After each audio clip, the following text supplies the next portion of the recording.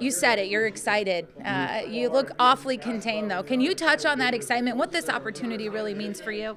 It means a lot, you look back stepping on campus in 2004 as a player, and all the how much you learned about Bison football, and you learned it from those coaches, and you learn about this offense, and you get more and more passionate and eager about learning football, and then you get into coaching, and you learn from some really special people that mean a lot to you.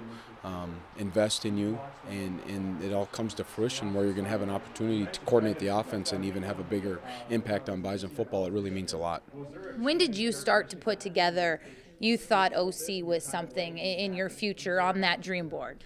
Yeah, I think when I came back to NDSU in 2014 after leaving Moorhead, and you move forward and you help out with the game planning, and I had all the 21-12 personnel stuff, and you offer your opinions, you offer what you think is going to work, and then you start seeing that on the field.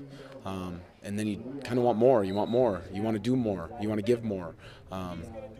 You even get more invested than what you already are. And then, after everything started shaking out, having conversations with Coach Entz, even going back years, and him picking my brain on offensive philosophy and what we're doing.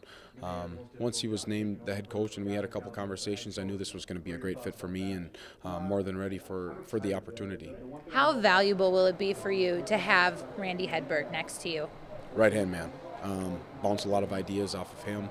I know he'll keep me in line a little bit, and if he needs to, pull on the reins a little bit.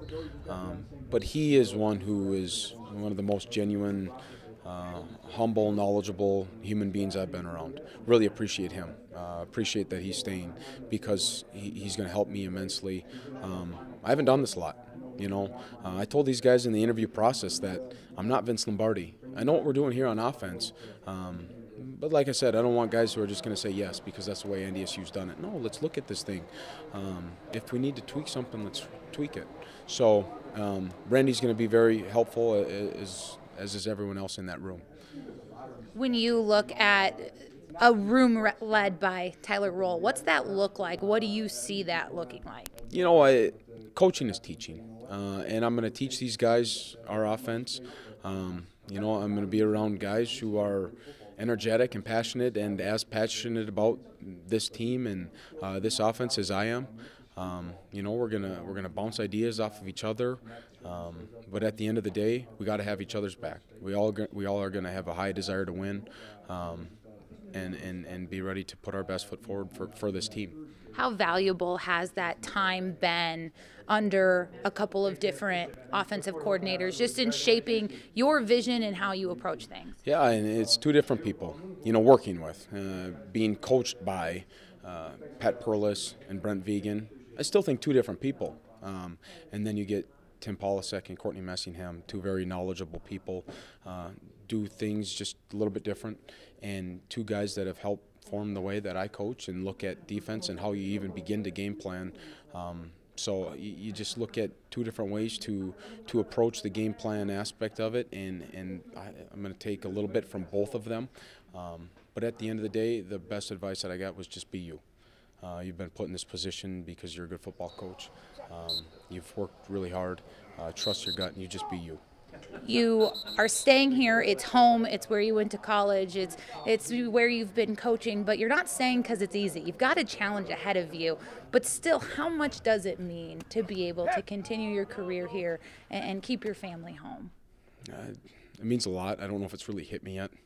It means a lot because like you said, I grew up here. I've got my family here. We don't have to move. I've got my parents here. I've got my brother and sister here.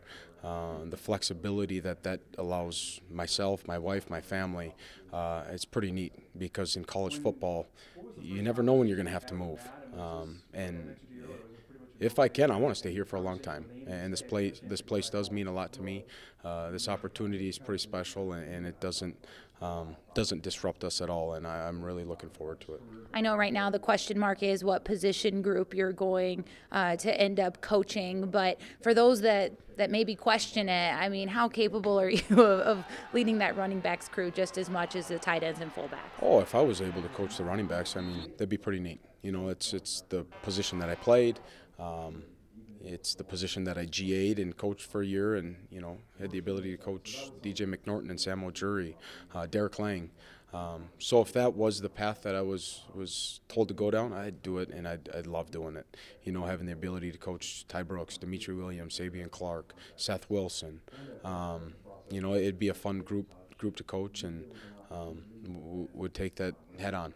When you look at some of these position groups, they've had a couple different coaches over the last couple of years. What do you say to those guys as you take over, just in maybe calming some of those nerves and showing them the opportunity it can be to have a couple different guys in front of them in their career? Yeah, I think it can be really refreshing. The consistency is awesome. The same message, all that, but it can be really refreshing because you can coach things in different ways. And, for a guy like Ty Brooks, this could be his third position coach. And he can learn a lot from Tim Polasek to Courtney Messingham to myself. And there's a bunch of different ways to do things.